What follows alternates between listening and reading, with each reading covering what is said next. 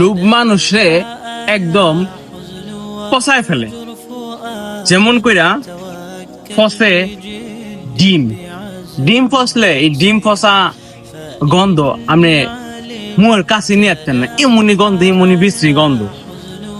কিন্তু এই যে লোভ জিনিসটা মানুষের প্রতিটা মানুষের ভিতরে আছে। বিশেষ করে বর্তমানে পৃথিবী চলে হয়েছে টেহার উপরে। এই টেহার লোভটা হয়েছে সবচেয়ে বেশি। এই টেহার লাগি মানুষে মানুষ মনে করে না। এই টেহা মানুষে একদম পচা ডিমের মতো করে লাগে। এই পচা ডিমের সংখ্যাই আমাদের এই পৃথিবীতে অনেক বেশি। আছে না যে লোভটা ত্যাগ কইরা আমি পরিষ্কার ডিমের মতো হয়ে যাবো গা, পচা ডিম হইতাম না, এটা করতাম না। মানে লোভ সামলাইতে পারে না। টেহার লোভ বড় লোভ।